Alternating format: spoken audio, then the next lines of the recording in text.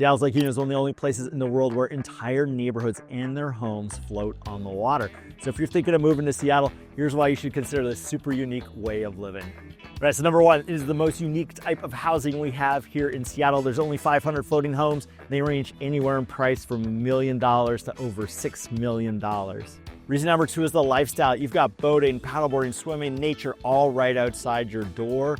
A door that is just minutes to downtown Seattle. It really feels like you're on vacation every single day. And the third reason is that these neighborhoods have a really strong sense of community and a rich history, starting from workforce housing over 100 years ago to now multi-million-dollar floating estates. Hey, I'm Matt Goyer, Seattle area real estate agent who specializes in helping people find really unique houses, whether that's floating homes, houseboats, waterfront estates, or luxury new construction. My family and I, we've been living on the water for 10 years now, so super excited to hop on the boat and give you a tour today.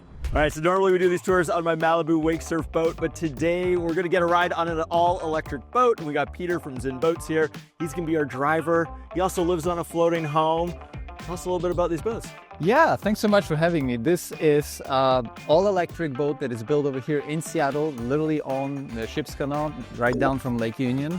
Like you mentioned, I live on a floating home, so this is near and dear to my heart. We started building this 7 years ago.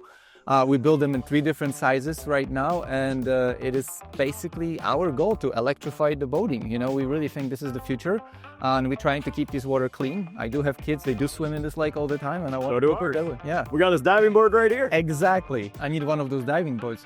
And, it's really important for us to do something for the environment other than just complaining. And I'm delighted to take you guys around Lake Union and talk boats and houses. All right, let's go for a tour. Let's do it.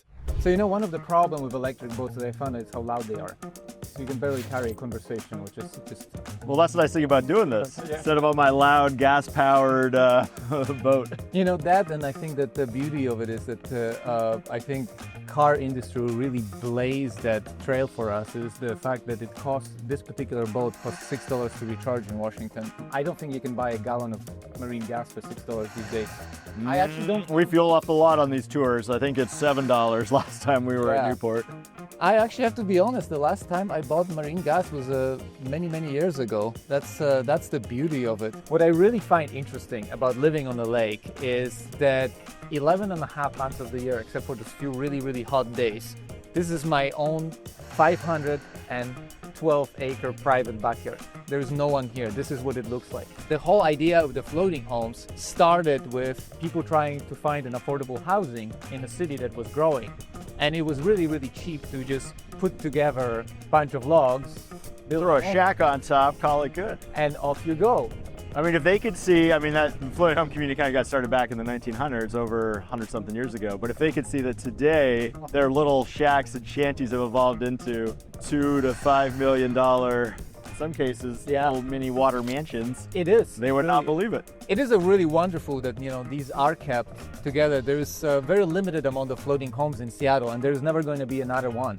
City of Seattle has limited them, and you'll probably know better what that number is. I want to say 512 some change. Oh, I was going to say 507. So 507, is that what it is? Yeah. Somewhere around there. Yeah, and there's never going to be another one. So it is unique in a way that if you want to have a floating home, you need to find one. Even if you're rebuilding one and putting up a modern mansion, you still have to find one that is in existence in order to replace it, which makes it even more unique and beautiful. That's a very Seattle moment, by the way, with the airplane in the background. Lake Union's an active runway. It is an active runway. Just on Saturday. They are wonderful. They don't fly very early in the morning, and they don't fly during the dog dodge. Okay, so we just left Mallard Cove, the floating home community I live in, and we're going to start here at Fairview Landing. This home coming up here, this brown home, this sold back in 2020. Sold for a little over $4 million. And then, actually, amazingly, on our tour here, we're starting off with the most expensive sale ever of a floating home on Lake Union, and it's this Italian revival, which affectionately we call the Olive Garden. I'm stealing that from somebody else. I didn't name it the Olive Garden. Someone else told me to name the Olive Garden. And I was like, oh, that perfectly describes that house. Everyone knows which house you're talking about. But it sold back in 2022 for $6.2 million. And actually, it sold really quickly, and there were multiple offers on it, believe it or not. Yeah, and then we've got these two newer homes here, both recently built and added to the lake. The old ones got demolished.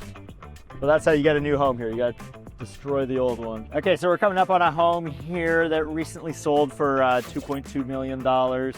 And the reason we just want to point it out was, we saw some newer homes that were recently built. You might be wondering, well, what does it look like if I want to buy a floating home and then tear it down? But wait, let's talk about this crazy one. Do you know the backstory on this one that's a garden? So yeah, it's a person that just really had an affinity for growing plants, and there is a floating home behind it somewhere. And yeah, we can see it on satellite view. Yeah, it's one of the oldest homes on the lake, actually, interestingly enough. And this one is sort of hidden behind this big apartment building, and it's very much out of the way, which, by the way, brings up the point, one of the very, very few apartment buildings right on the lake over here, with their own swimming pool in the middle. Yeah, they built that in the 60s, and it was a huge uproar. Never be allowed to be built again over the water. They actually started to build one right by our place on Roanoke Reef, and then that's the one that turned into a parking lot, right? Well, it turned into the floating home community, but they tore it down. Like, they built the foundation for an apartment over the water, and then they tore it down after community uproar. As an owner of a floating home, I 100% approve. I like the uniqueness of it. I think that the very interesting thing about this is that place has a swimming pool over here in the middle, right next to the lake. Yeah, so this is a condo. So there's a condo for sale here right now for about $1 million. The thing that's most important for me about this big condo building is that, for reasons I don't know about, they have a tiny little dock here with a ladder that lets you get to shore. It does. And so we will often stop here, and you can run up to Pete's, which is our little local grocery store, wine shop that's kind of got a little bit of everything. That's the beauty of this community. It's like, where else in the world? There's a couple where you can live on the water like this, but there's not many. Not this quiet and not this sheltered. I think, we're very much in this tiny little enclave in the middle of a large city that allows us to do things that you really don't get to do in cities this size around the world. Yeah, most of these floating home communities are not like in the middle of a downtown. And here on Lake Union, you feel like you're in the heart of Seattle. And it today it feels like we're on vacation. Oh, absolutely. But in 10 minutes, we could be downtown. You can walk down, we take the boats to a restaurant, and there's a number of them over here you can tie it up to. Like, it's basically like nobody feels like cooking. We just get on the boat and go down there. Oh, totally. We do that a lot. And we'll put a QR code up. You can scan it. I got this guide. It shows you all the different restaurants on the lake. Cool. I want that one. Yeah, it took me a while, but I mapped everything. I sent it to my neighbors. I was like, what am I missing? Ready for so that sold for like $2.6 back in 2022 as well. And I think a new one's coming there. And then this one here, this is my wife's favorite floating home. And the unique thing about it is... My wife's favorite floating home too. What a surprise. Well, it's probably cost a $1 kajillion. It's nice because it spans both of the slopes at the end of the dock, and there's only 2 houses here that do that, and apparently they were both owned by the same person way back in the day. So this is Boston Rose dock over here. This is a very neat house because these 6 out of these houses are rentals, and they're owned by the same person, same families. The guy used to own the dock. He ended up giving the dock to his daughters. This dock over here is privately owned, and the houses on this dock do not own the dock. Right, so yeah, this one at the end came up for sale last year for $1 million. Everyone was like, oh my God, there's an ended dock floating home for $1 million, but they didn't realize that you were buying just the home. Yes. And someone else owned the dock, and you're paying rent. Yeah. So the dock owner, and at some point they're gonna sell the slip to you maybe for many millions of dollars. Maybe not. They can't kick you out. So there's a law in Seattle that prevents you from being kicked out. So past 2 on this house. So this is the dock I used to live on. We first started renting on the 2025 dock. And so, yeah, we were neighbors with Peter and Brigitte here, and they raised their kids. They've been on this dock for like 50 years or something. Yeah. Yeah, it's a great floating home. They've got like this mesh to keep the beavers and the critters out from underneath their home, and they got that hidden storage. So then here on the corner, this is a home that was designed by Jim Olson in the, I want to say late 70s. It was for sale last year for $475, but never sold. They often rent it out in the summer for some crazy amount. It's like $25,000 a month. You should tell us the story on this one. I've been inside it when it was on the floating home. This is a home that was replaced a few years ago, and what's really amazing about this is this house actually has a full basement. So with a window. With a window, yeah. We'll dig up my photo I took of the window. Yeah, you should really show this because it's really amazing, and the shape of this house is really interesting. So this particular dock association has a rule that if you want to replace the house has to be the same shape as the old one. And this was a very old turn of the century shack with an addition. So if you look at the shape of the roof, where the roof slopes down facing east, is actually where they had to follow the shape of the old house. So they basically designed it to the maximum size that they were allowed to within the envelope they were given with the old house.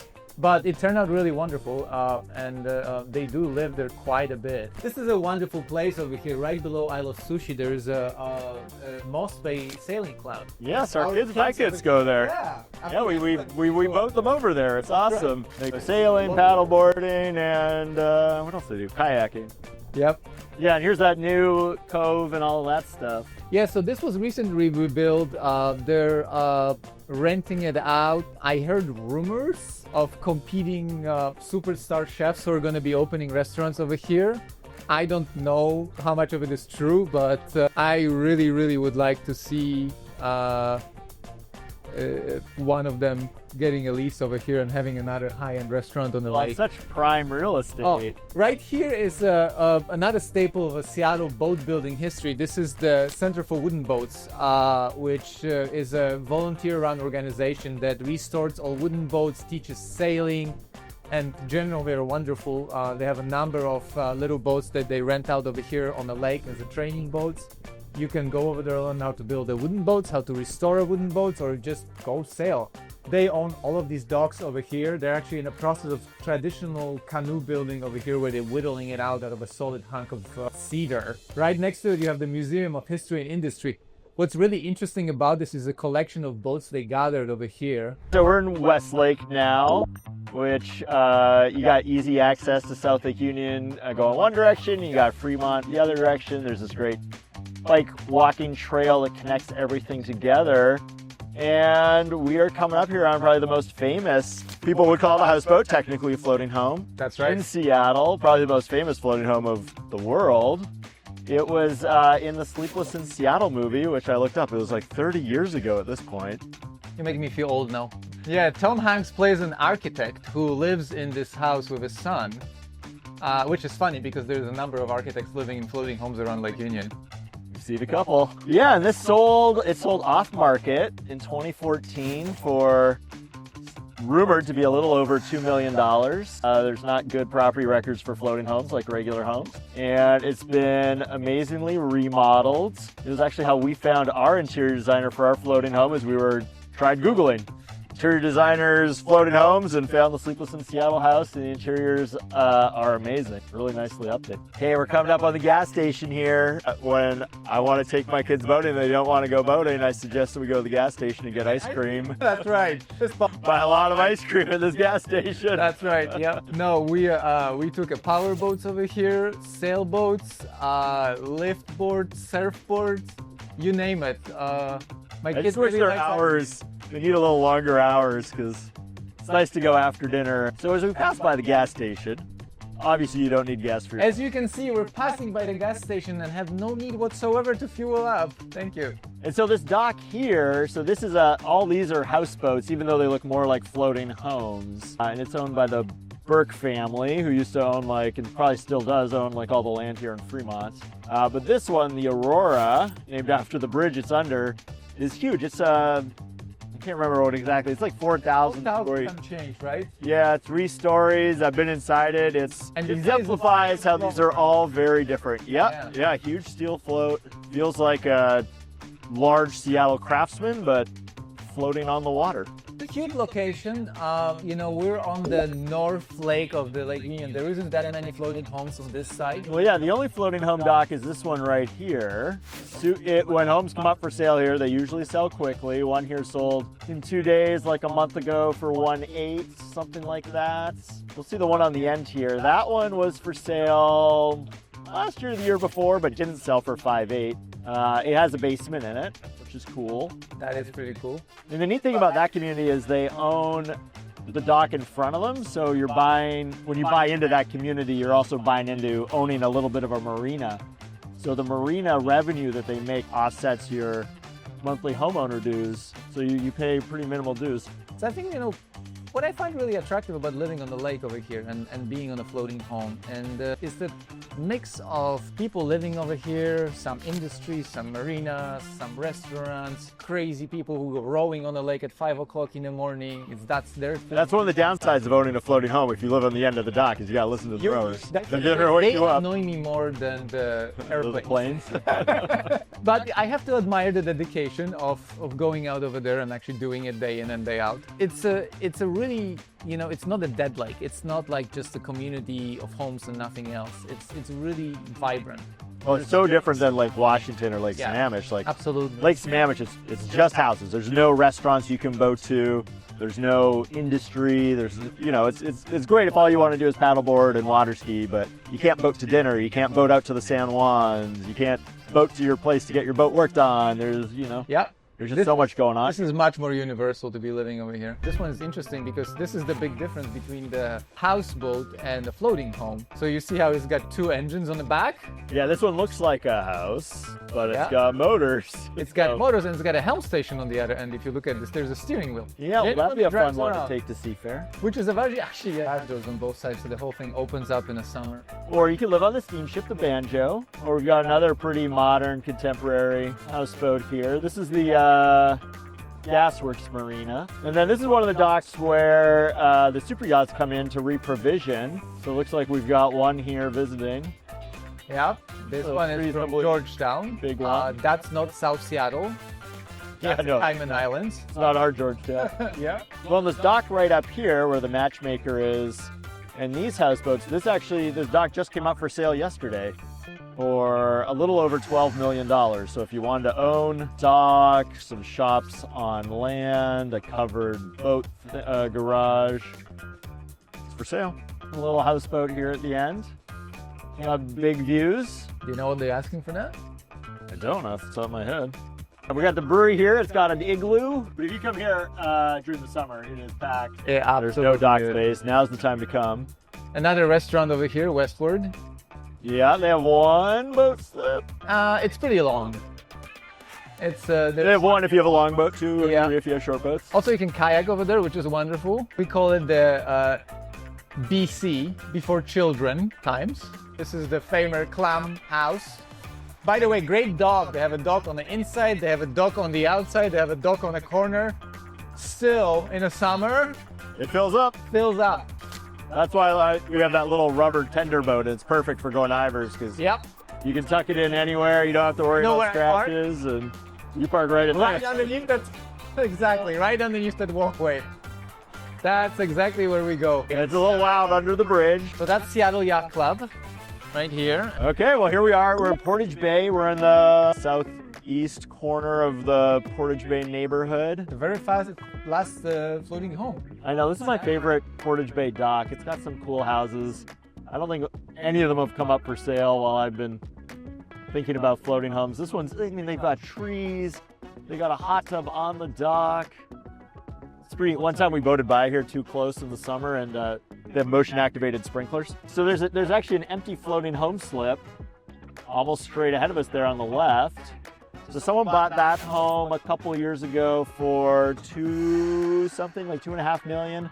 And I just saw on Instagram, they're building the home in Vancouver, or outside Vancouver, and the home's all wrapped up, ready to go. They pushed it to the side of the construction site, and they're putting it in the water on Thursday. This is one of the newer homes over here, right? This modern one over here at the end of the dock. Yeah, I don't know the full story on it other than once it got built, they immediately put it up for sale, not for sale, they put it up for rent, which was really surprising.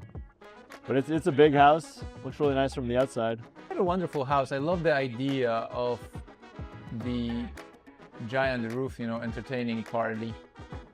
We have a big roof on ours, and we use it once a year, 4th of July. Yeah.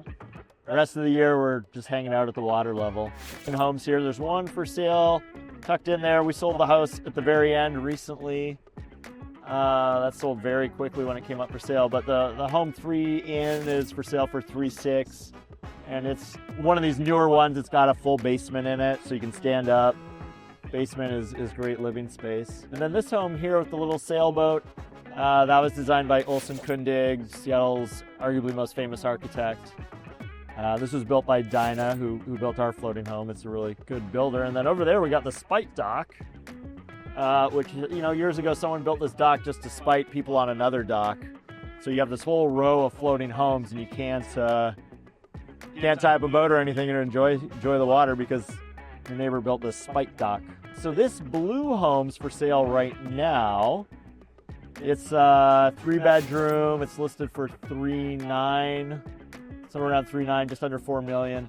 It's got an amazing view because when you're sitting there, you're looking straight down the canal there out to Lake Washington, so you get to see the rowers Boys in the back and forth. Yep. Have you seen that movie? You know, I haven't. I've recently watched it, and it is fascinating. I need to watch that and then rewatch Sleepless in Seattle. Yeah, I have no idea why didn't I watch this movie right away, but what a wonderful story about the bunch of kids at the University of Washington. Okay, well, see, we're getting on movie season in Seattle, so we'll watch it. It's gonna get rainy pretty soon. Well, this floating home, I have no idea who they are, but we have kids, and whenever we'll boat by, they certainly see the big trampoline. Whining about this for a long time. We're thinking about this, but we need to find somebody we're going to go in on it. So Portage Bay, it's got a lot of little docks. So East Lake has a lot of longer docks, but here you have a lot of these docks that only have 2 or 3 homes. And then some of these land homes, they actually own the dock in front of them. So this is one of my favorite floating homes, the angled roof here. It's on the smaller side, but it's got a big view, super cool looking. Sold something like 2 days when it hit the market, moved fast, and sold for, I want to say 2.8, 2 years ago, something like that. And that's the thing that I've learned about the Seattle floating home community is that when you're ready, you gotta be ready. Yes, you never know. Well, sometimes we know ahead of time what's coming up, but not always. And some of these move very quickly. Some of them take a little longer to sell. I love this. But you gotta be ready. Okay, so let's chat about, we got this little floating home here with the life ring on it. So this is for sale for $3.7, and you're buying the floating home, and then you're buying a piece of land and the dock, and there's a garage with a basement on land. Wow. I'm really surprised it hasn't sold. It is a little bit overpriced at its current price, but it's a great package because you get a floating home, which needs some remodeling, but it's on a concrete float. So it's got a great platform you could build off of. And save yourself $200 if you want to reuse it. And then you've got a long dock. You could take out that piling. You get a big sailboat in here. Here's a new one. This got boated in sometime this year. Dinah built this one too. Remarkably, it's only a 1-bedroom. Really? I'm surprised when I It's a big 1-bedroom house. pulled up the floor plan. Yeah. Here's another example of an architect who designed his own floating home and lives in it. That's a really nice floating home. It's gotten a lot of press. And then you've got, so this one with the doors open, that recently sold.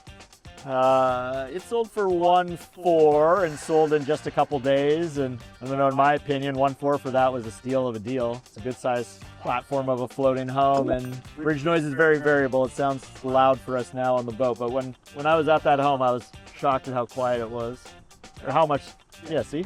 So this floating home community got built in, it was around 2008 is when they started selling these empty dock slips out, and this would probably be the last dock that was built from scratch for floating homes.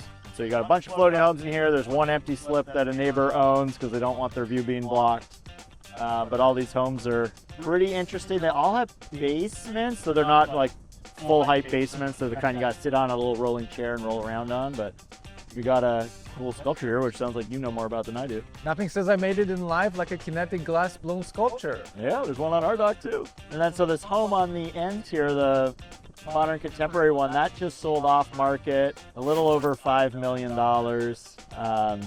One of my favorite floating homes on the lake, and it's a little sad it didn't come on the market so we could all see it and all see what it would sell for on the open market, but it sold pretty quickly off market. It's got a pretty big view. Very quiet neighborhood over there. And then when they developed Ward's Cove, they built all these townhomes in the background, and then they built these boat slips that you can rent. You get first dibs if you own one of the townhomes, but there's a long wait list is what I hear. So an elderly woman owns that. I hear she's in her 90s. She owns the dock. There's 2 marinas here, 2 docks. One's got 5 homes on it, the other's got a lot. And so yeah, this 90-year-old woman lives there. She owns the dock, she owns the house. The other 4 are in rented slips. And apparently when she passes away, it's going to go to her daughter. But definitely that's a very prime piece of real estate. I love this one here on the end. It's got a diving board like we do. It's just a really nice contemporary floating home. They've got a basement down there. We toured it on a floating home tour one year. And we sold the floating home, a couple over from it. And then this black one with the kinetic sculpture, we helped negotiate that deal between 2 neighbors. That sold a couple years ago off market for just under $5 million. Yeah, and those trees we have towering over our house, the blue heron loves to sit up there and like sleeps, and then the big boulder coming out of the water there, the blue heron sits there and goes fishing, and we watch the beaver swim by. Great to hear your side of living on the lake and compare it to our notes on living on the lake and get some of your knowledge on the different homes and everything that's going on. I think, we spend a lot of time on the water over here, and between the kids and the water sports and everything else and the work we do over here right on the lake, it really is home. And it's great to know that, this community is constantly rebuilding and changing itself, and there's new homes and new people coming over here. It's that fresh blood is really what gets us. Yeah, it's always evolving. It's changed a lot in 125 years. Yeah, and it keeps going. It's like, think about where this is going to be in another 100 years. I can tell you one thing that I want. That's a great question. All electric boats. Yeah. 100%. That's what we're going for. I agree with that. I would love that. Our tender there, it's so loud. It's so hard to take people on boat tours. I need to upgrade to electric. You got it. Okay, we will soon. Pleasure. Awesome, thank you. As you can see, living on a floating home is one of the most unique ways to live here in Seattle. If you're thinking of living on one, you want an agent who understands it. There's a lot of nuance here. You got floating home inspections, dive inspections, you got specialized financing, all types of things to consider. But for the right buyer, these homes offer a lifestyle that you can't get anywhere else. You got your boat tied up outside the door. You go swimming, paddle boarding whenever you want. You got tons of nature. So hey, I'm Matt Goyer, Seattle area real estate agent, and I love helping people find unique homes, whether it's floating homes, a waterfront estate, or luxury new construction. My contact info is below. Call or text anytime. Happy to guide you through the process. And if you're intrigued about living in a floating home, but you're nervous about actually living on the water, you want to check out this video we did on Newport Shores, a community over in Bellevue. You got homes alongside these canals. Feels very much like a floating home, but you're on land. Don't miss that video. Got it up over here.